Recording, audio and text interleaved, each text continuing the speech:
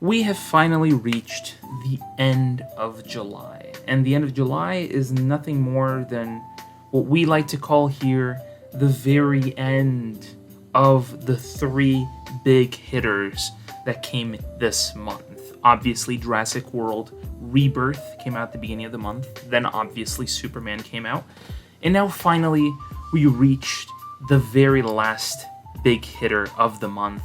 A movie that I have been anticipating since the very beginning, since the very first teaser that dropped for this film.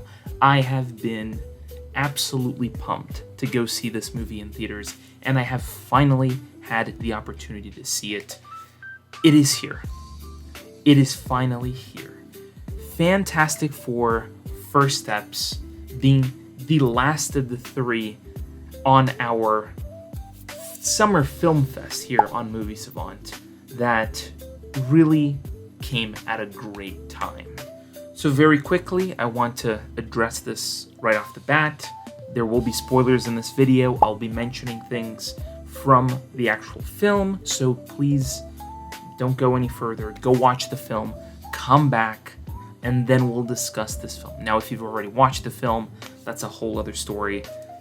Just wanted to let you know before we started so that you guys get an idea of where we're going here. But nonetheless, there will be spoilers, and I will be revealing some things that happen. So nonetheless, let's continue. So I have to give, first off, Disney some props, because over at Disney Springs, at Walt Disney World, which is where they have the AMC theater there, they have been, personally, I think, they have been always great at marketing their films.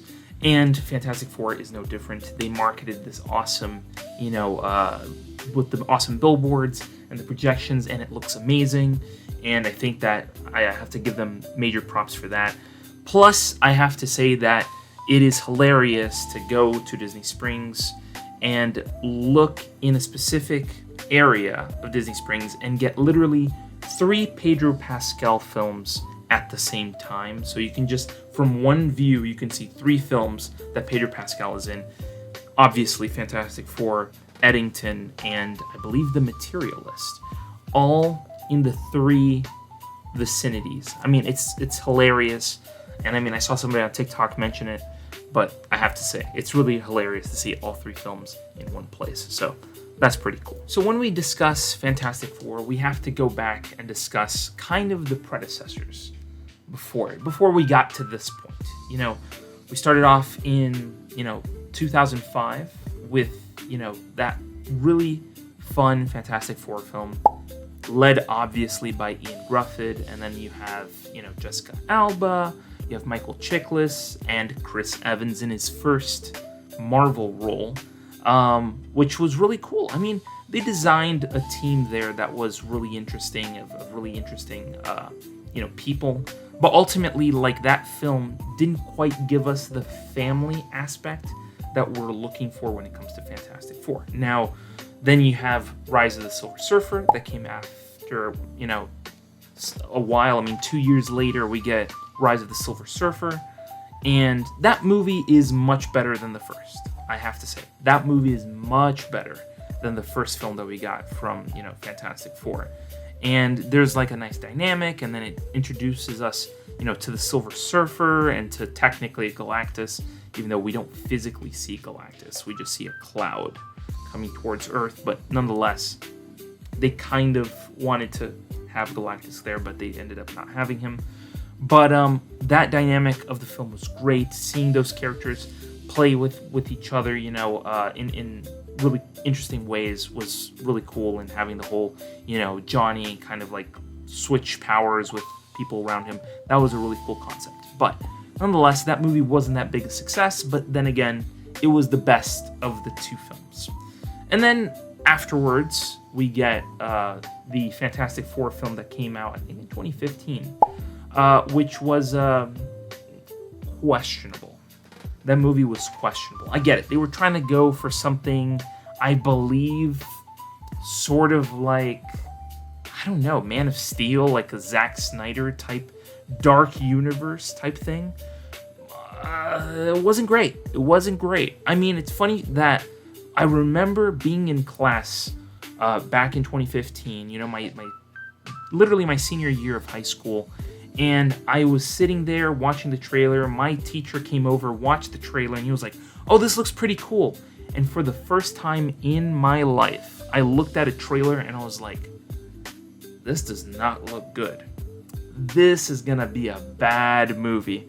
And he looked at me like I was like crazy or something.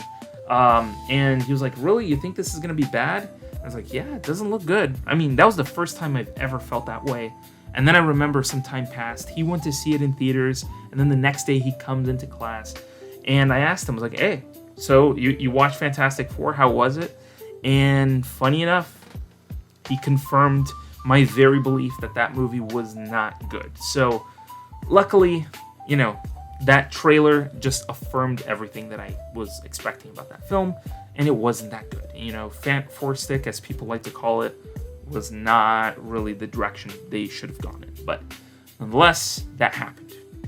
And then obviously now we reached today with Fantastic Four First Steps finally coming out.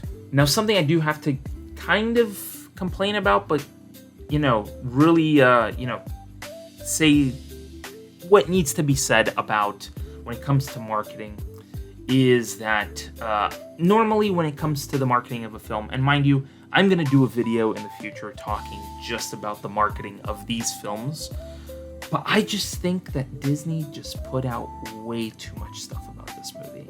Like, it's the first time that I say, like, you know, Disney, please stop. Please stop.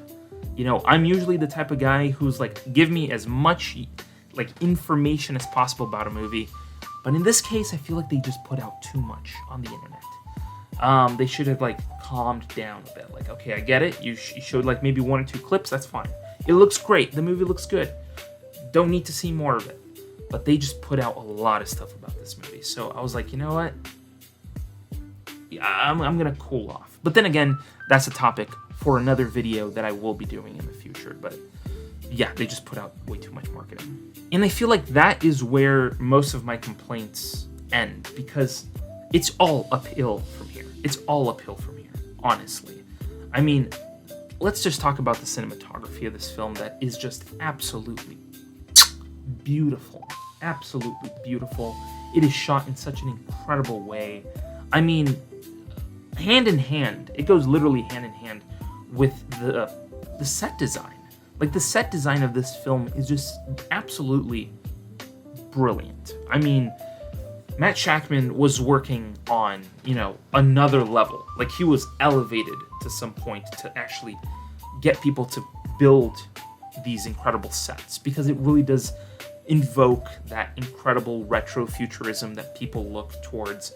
And I just absolutely was just in awe at everything. Like, I was watching this movie just with like this is incredible. Like, it just really is truly incredible what they were able to accomplish, both cinematography-wise and set design-wise in this film. And also going hand in hand with this film is the score. I mean, there's no other way to describe this, but Michael Giacchino, he literally bathes us. He bathes us in this incredible score that he does for this film. I mean, from catching little nuances from that retro-futuristic world in the 60s and some tastes of the 70s. I mean, it's really incredible what they are able to accomplish with the score. And it kind of tells its own story as you listen to it. You know, and it also solidifies Michael Giacchino as one of those people who are going to live up to the greats, like, you know, John Williams or Hans Zimmer. You know, like, literally people on an elevated level. And the score is absolutely beautiful in this film. I mean, the theme alone is literally my alarm clock now. Like, whenever I wake up in the morning, I just want to hear that theme play because it's just so epic. You know, like, Fantastic Four. I mean, just absolutely amazing. All the props in the world to Michael Giacchino.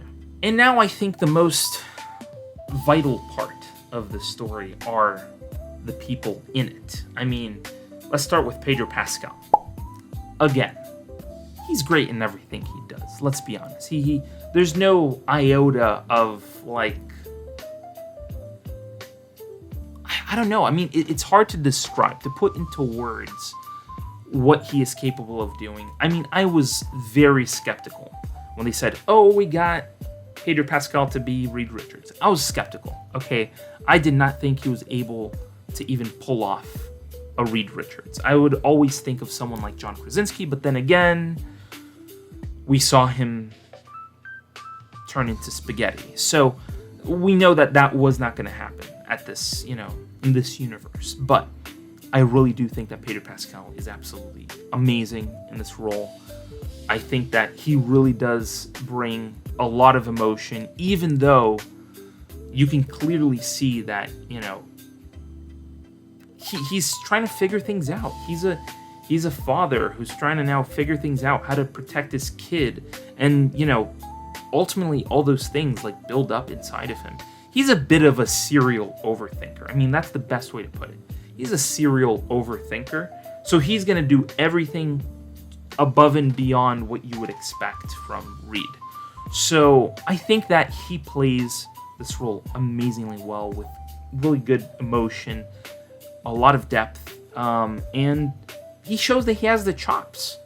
I mean, he plays the genius in this film, which honestly I've never seen Pedro Pascal play before, but I think that he plays it so well. So I mean, big props to Pedro for actually pulling off something that I never even thought he would be able or capable of doing. And you can't have Reed Richards, our Mr. Fantastic, without our Invisible Woman herself, Vanessa Kirby. She is really great in this film. It's funny because I feel like she embodies... Honestly, there's no other way to put it. She is the strongest member of this team. In terms of not just sheer power, but sheer will to go above and beyond to protect her child. I mean, she's a mother. She is there to protect her child. And you see her time and time again in this film do everything in her being to protect her child. I mean, she literally pushed Galactus with all her might into a portal. Like, it's mind-blowing to me to see this all play out the way it does.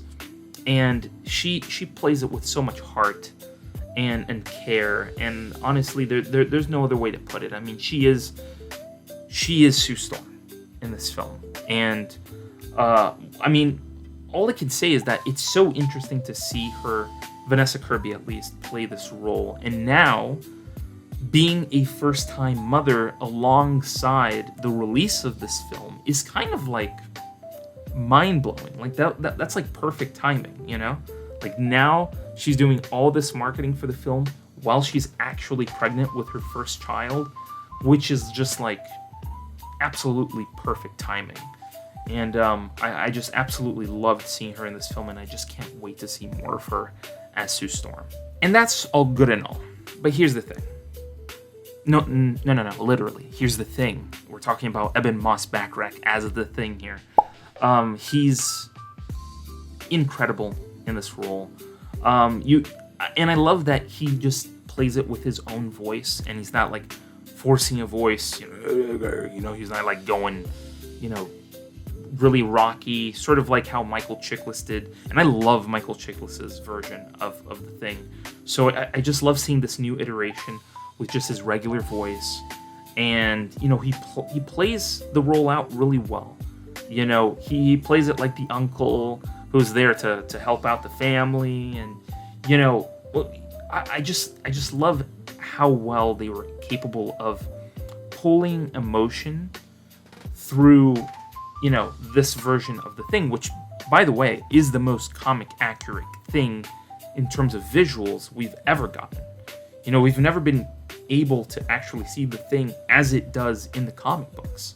And this is the first time we actually get a real comic accurate Thing. And he's just great. He's comedic. He has great timing. honestly, like, I just love the depth and emotion that he brings to this character. Ebon Moss-Backrack really does bring depth and emotion to this character, and the CG really just helps it out even more, and makes him feel even more real in this world. We see that he has like chemistry with a teacher. So I mean, it's really great seeing the Thing express this sort of emotion and be very, connective in this family. And he plays just a great role. Ebon Moss-Backrack in this role is just amazing. And honestly, if it ever happens where we get him and his character from Punisher in the same room, that would be very funny, because they are both the same person. I mean, that would be really funny, but that's just me thinking almost multiversal. But nonetheless, the fact that Ebon Moss-Backrack plays two MCU characters, technically MCU characters, is really interesting, and I love that. And obviously, rounding out this awesome team is our fourth member, Mr. Johnny Storm himself, played by Joseph Quinn. Now, obviously, I have to put this out there. I was at MegaCon a couple months ago, back in February, and he was there. And I got to see him live at his, panel, and he was great. He's just like a very low-key guy. He's nothing of what you see on screen. He's just kind of like, chill and that sort of thing. And him like just talking to everybody at MegaCon and talking about his experience on the role and, getting his opinion on whether or not Sadie Sink would be in the MCU. But nonetheless, that's just a topic for another time. But I think Joseph Quinn did great as Johnny Storm.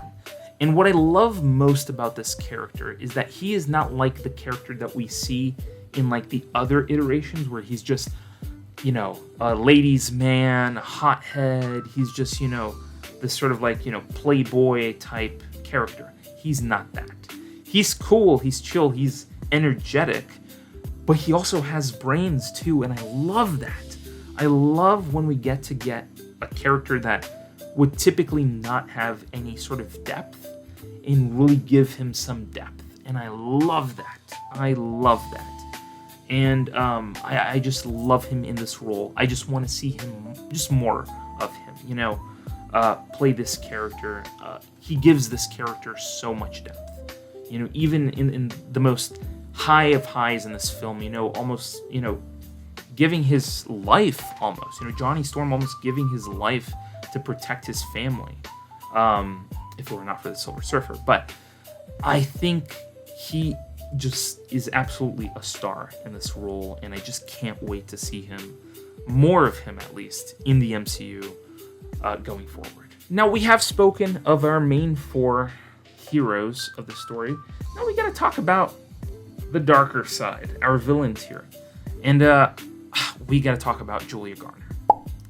She definitely brings what needs to be that sort of almost super vulnerable but strong character that is trying to protect, Galactus. Silver Surfer in this film is just absolutely amazing.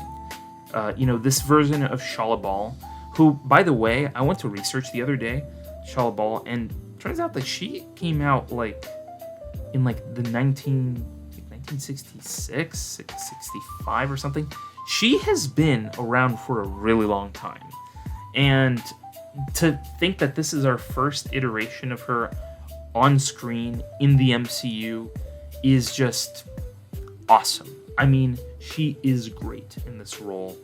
I really think that, Julia Garner as a performer is already super strong. And then put her in this super almost dramatic role where she's really playing it almost like a god in a way. It's really interesting to see her play this character. And see that she has a whole lot more depth and emotion.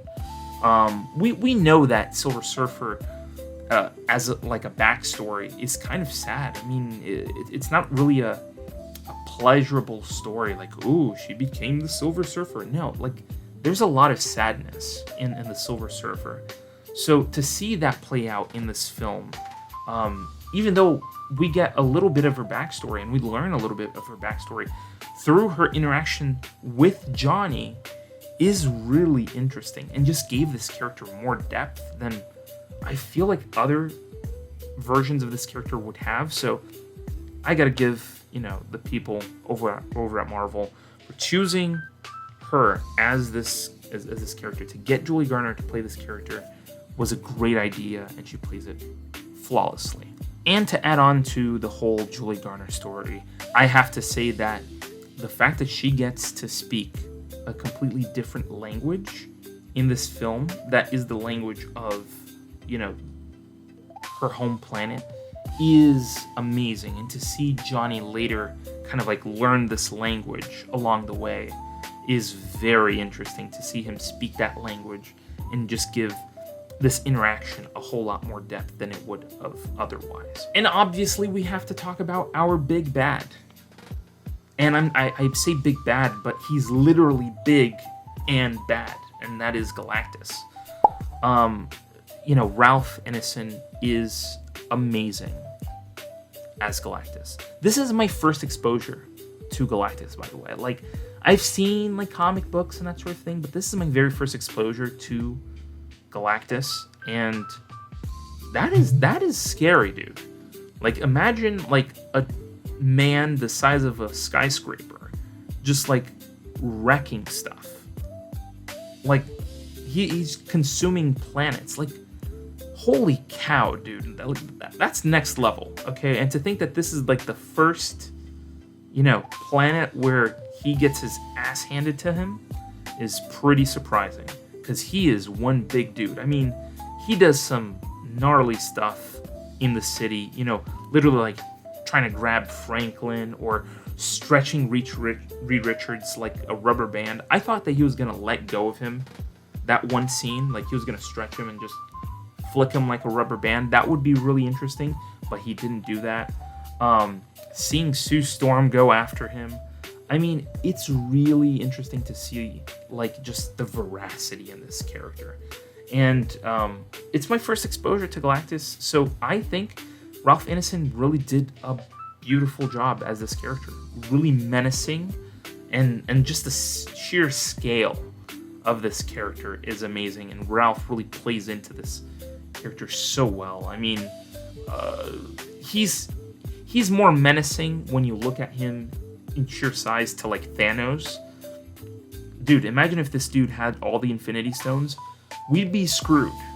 Like, we'd be screwed if he had all the Infinity Stones. Like, that would be scary. Like, imagine if Galactus was in the place of Thanos. Like, that would be mind-blowing. But nonetheless, the character is played beautifully by Ralph, and he's just an absolute pro actor at pulling off this character. Now, when it comes to the absolute visuals of this movie, I have to say that one of the coolest things of this film is seeing the chase sequences in this film. It really does make you think, like, holy cow, like, they actually have directed these scenes that are just beautiful, with the Silver Surfer and her, like, surfing into, like, the ship, and then, like, going out of the ship, and, like, her having to chase after the ship in that one scene in the film.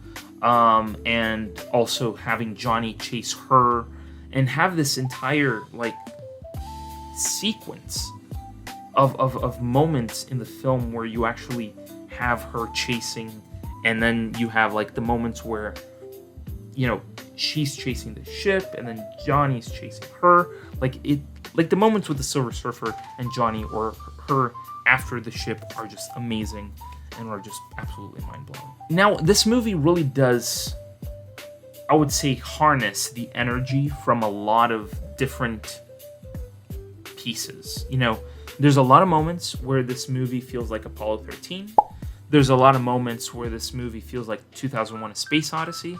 And there's a lot of moments that this movie feels like Interstellar. I mean, honestly, just the scene with the black hole, that alone looks like something out of Interstellar. Them traveling like faster than the speed of light, or as they call it, FTL, faster than light. Absolutely feels like what you would see in Interstellar. It feels like that moment that we see in Interstellar where they're like going super fast and through that wormhole. It just feels that same way. So obviously Interstellar was definitely one of their biggest inspirations for this film, and they wear it on their sleeves. And obviously we have to address the elephant in the room, that there's a lot of parts of this film that feels just like The Incredibles. Just like The Incredibles. I mean, you know, the fact that now it's a family, and then they have a baby, and then they also have to deal with, you know, early on in the film, they deal with Mole Man, which, let's be honest, Mole Man and the Underminer are essentially the same character.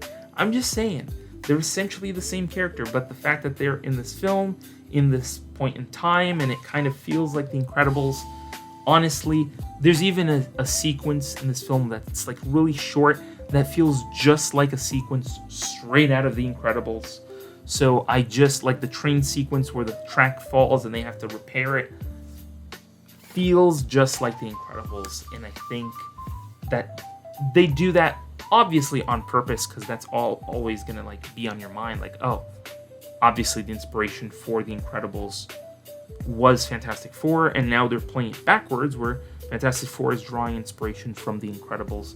So it's really cool to see that dynamic play out, and I just absolutely think that was a genius move on Disney to actually bring that about, bring those little nuances here and there. Another thing that I have to point out about this movie is that I feel like this film has absolutely great pacing.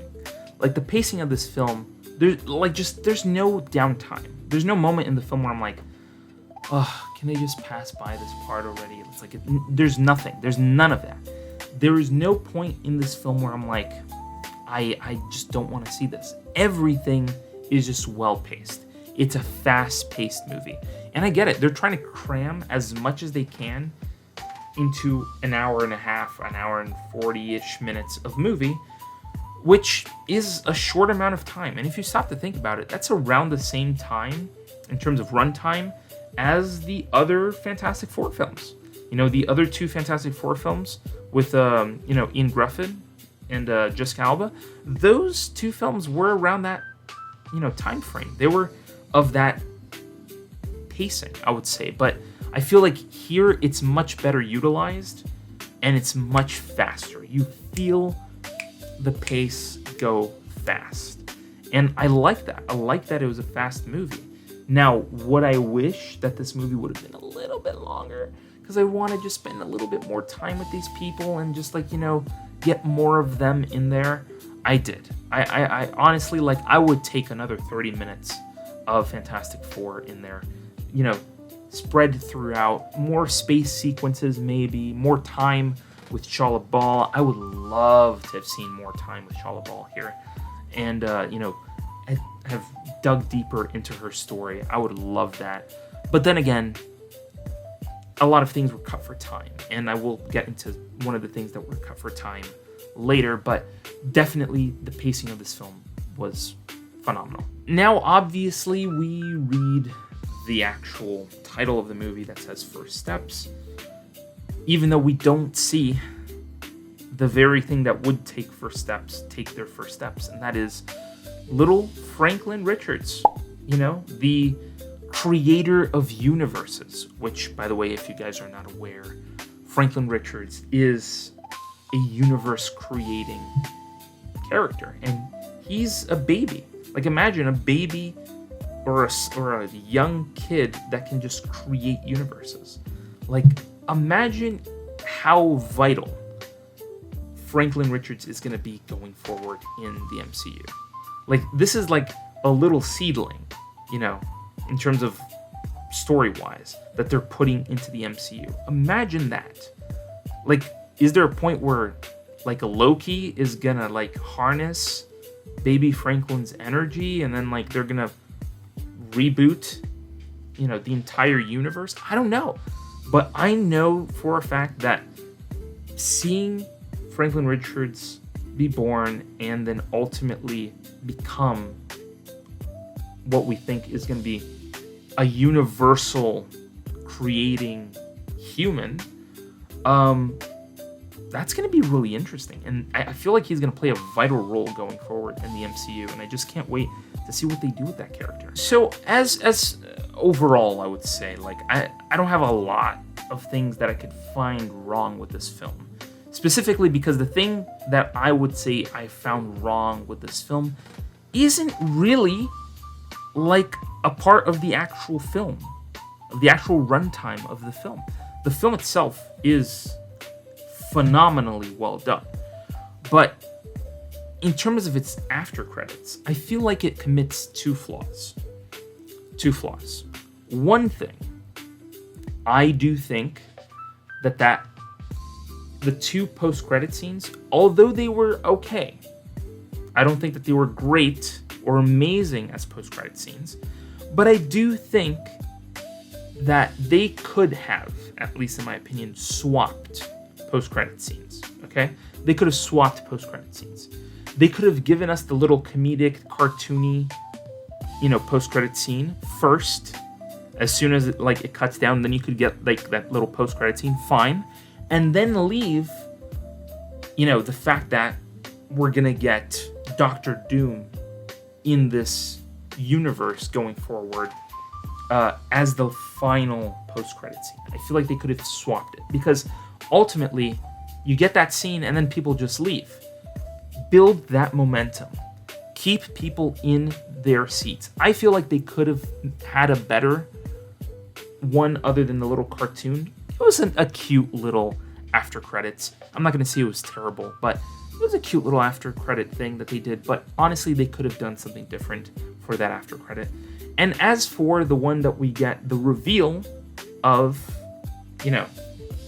Mr. Doctor Doom himself, I feel like they could have made it a little bit longer, and maybe have given us maybe the voice of, Doctor Doom, how he's going to sound a little bit, or have made a little bit of an effort to expand it a little bit. Maybe it's a wholehearted family moment that we see that ultimately leads into him showing up, at the Baxter Building. I am very curious to see how Robert Downey Jr. is going to handle Doctor Doom, even though the visuals that we have seen, he looks amazing. He has like this gray hair. He kind of looks like Dr. Frankenstein. It looks really interesting. And I definitely want to see how he's going to play this role. And I love the little fact, and this is like going back through the runtime of the film. There's a moment in the film where we see the whole UN, everybody's there, and there's a moment where as they're going by, you see that there are no representatives of Latveria in that UN speech area. I think that was a soft little nod to the fact that we are getting Doctor Doom. That was a soft little nod that they added in there. But ultimately, I wish we could have gotten a little bit more of Doctor Doom in the post-credit scene of this film, because that would have been awesome to see. Now, as I was saying before about people who are cut for time in this film, one person who, if you go online right now, if you type in the name of the movie in Google, and you go over and you look at the cast list, you will see that there is one person that was not in the movie that is on the cast list. That is John Malkovich. John Malkovich did not show up in this movie, and later it was revealed by Matt Shakman that they ended up having to cut his part from the film because they were trying to deal with constraints and they didn't want the movie to drag on too much. And I feel like that was a good call on them, but I definitely feel like having John Malkovich in this movie would have been fantastic. Now, I do have that feeling of like surprise sometimes, and two surprises actually happened. One, obviously, we already knew of because we had already heard of his involvement in the movie, and that was Paul Walter Hauser, who I think is a fantastic actor, and his comedy chops are just absolutely amazing. I mean, if you want to see him in a comedy setting, go watch Cobra Kai. He's great in Cobra Kai. But him in this movie, he's also very comedic. Very comedic. Even though he has a tiny role in this movie, he's fantastic in his role as Mole Man. He says a line in this movie that's great, when he's like rescuing people from above.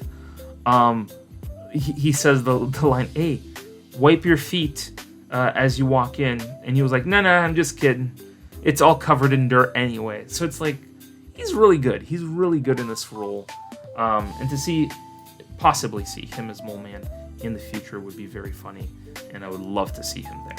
And the second surprise to me, which honestly I had no clue at all that this person would be in this movie, and that is Natasha Lyonne. Natasha Lyonne is a great actress, period. She's funny, she has comedy chops, she can play drama, she can truly bring something great to the table in every project that she's in. And the fact that she plays a small role here as like a teacher, and it's really sweet moments that we see of her and Ben, you can definitely tell that Ben is interested in her, and he's really like, trying to like kind of ask her out, but he's just like really doesn't want to like get his feelings hurt or anything because he's felt rejection already. So I feel like definitely that relationship is going to play out in the future. But seeing Natasha Lyonne in this project was great, and to think that this is not her only MCU role. Mind you, she also plays another role, just not in live action. And honestly, it's a character that I would love to see her play in live action. That is Birdie. She plays Birdie on What If as well, which is such a cool little character. And to see her voice that character and kind of look like the character is great. But the fact that she gets to play two MCU characters is really great. Like she and Ebon Moss-Backrack, which, funny enough, are two characters that have also other characters that they play in their respective universes, is a lot to even process, but fantastic to know. Because who knows, maybe they could cross paths one day, and that would be really cool. Now, one thing I do have to say that I love about this movie, that really resonates. I mean, there's many things, I should say. There's many things that just makes me love this movie. But one of the factors that I think really truly shines and makes this movie an incredible film is that it is a very easy watch. This is a very easy movie to watch, for you to just sit there and watch and enjoy. And luckily enough, this movie has zero homework to do. Meaning you can go and call your grandfather, you can call your aunt, you can call your neighbor's kid, you can pick up your, best friend's dog and take it to this film, and they can watch this movie without no prior knowledge in the MCU. And that alone, I feel, is like the main thing that's gonna sort of make this movie a big success.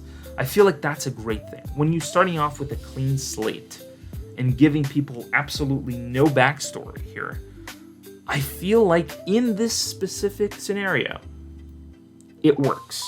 It works, and it's amazing because I literally took my parents to go see this movie, and they absolutely enjoyed it. They loved it. And the fact that, they're watching this movie for the first time, and I'm watching this movie for the first time, and we're both technically having the same exact experience, and even with all my prior knowledge to the MCU, honestly, it did not affect one thing or about this experience to me.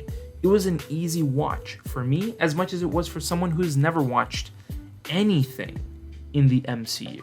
So that's a great little factor, which means if you have somebody in your family who has never watched an MCU movie, who's never watched or had any interest in seeing a Marvel movie, this is a great movie to actually take them to, because honestly, they don't need to watch 20 to 30 other movies to understand where we're at. And that's a great little factor that will definitely put this movie above some other movies. And I feel like the biggest factor of it all, the biggest factor, the one thing that I did not mention whatsoever throughout this entire thoughts video, is the simple fact that we finally get to feel like the Fantastic Four is a family. Which is something that none of the other films, even though they try to give us the family dynamic, it's never played out as well as it is in this film. You know, we truly feel that family dynamic. You can feel like, you know, they're all sitting around and talking to each other, and you can definitely feel the chemistry between them all. You know, from the very beginning of the film, when, you know, you see Ben Grimm looking at Sue and clearly already understanding that she is pregnant and that she's nervous. Like, that clicks, you know, from the moment where we see Johnny, you know, they're studying to learn this language to finally get through to, you know, to sort of prove to not only his family, but to prove to himself that he can actually do something more than just be, you know, the quirky, energetic character. That's a moment that you're like, holy cow, like that's a moment that you don't see in other Fantastic Four movies. It binds us to the characters in a tight way.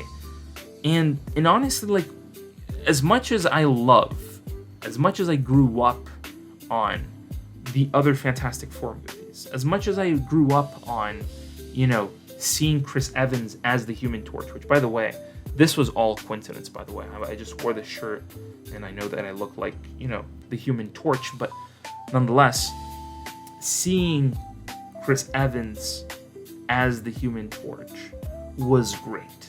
Not only in the past, but also in Deadpool and Wolverine. So growing up with that character was very interesting. And seeing it now and seeing all these other characters that are now in the MCU being played by these new actors, and their portrayal of these characters are just so well done and so made with heart and pure soul. I mean, there's just no other way to put it. There's just like a certain level of like love that was put into this film that few movies now have been, you know, given that chance. You know, I feel like the last movie that I watched, which was Thunderbolts, had the same amount of heart and love put into it. So it shows that the MCU currently is in a healing process, and I can't wait to see what is happening forward. You know, seeing the first family of the MCU finally, you know, be pushed into our MCU and how they're going to play with each other is just going to be a wild ride that I just can't wait to see. And overall, I think this movie delivers on so many levels. I mean, it's a movie that'll just sit with you, and you just have to sit back and absorb all of what this movie is giving you, and just like understand that, like, okay, this is a family. This is the type of dynamic that I'm trying to, like, you know, feel in the MCU. And I just love how they deliver this film so well. This movie is absolutely beautiful to watch. It's an easy watch for first-timers. It just really gives you that warm, fuzzy family feeling that, you know, a lot of movies don't give you nowadays. It's sometimes it's all like, you know, fire and action. It's really hard and like grungy and that sort of thing. And then sometimes you just want to like lay back and chill and just like enjoy a movie, just like seeing the connection and interaction between characters. This movie succeeds on all levels. Now, if you're gonna ask me right now, what, you know, where on our, you know, Summer Film Fest thermometer here, where I would put this movie, I would say, easily would say, that this movie sits right here. Right at the very top, where it is absolutely fantastic. Just absolutely fantastic. And that's just me, like, trying to be funny and punny at the same time, But then again, it is a fantastic movie, and one I would definitely recommend anybody buy a ticket to go see. Even if it's in the smallest screen in your theater, buy a ticket and go see it, because you're going to enjoy every waking second of this film, because it is just that good of a film to go watch. Now, like I say in all my videos, all of this was just my opinion, and I have to hear from you. What do you guys think? Did you guys enjoy this film? Did you go out and watch it? Are you watching it because you are excited as much as I am? Or are you watching it because you want to probably see where the MCU is going? I want to hear from you. Are you not going to watch this film? Because I feel like that's a bit of a crime if you ask me, because I feel like you should definitely watch this movie. But nonetheless, if you're not watching this movie, tell me. I want to hear what you have to say. I'm excited to hear your thoughts on Fantastic Four: First Steps. And while you are watching this video, go down there and click on the subscribe button. And don't forget to hit the bell to be notified when new videos go live on this channel. And thank you guys so much for watching this video. And I'll see you in the next video. Scrolling through YouTube, same old routine, then bam, movie savant, what a scene. Trivia bombshells dropping knowledge like rain. Forget the dishes, gotta watch it again. Movie buffs unite, savants to place. Subscribe and hit the bell, don't leave a trace. Next level knowledge keeps you in the loop. Savants got the scoop, ain't nothing to recoup.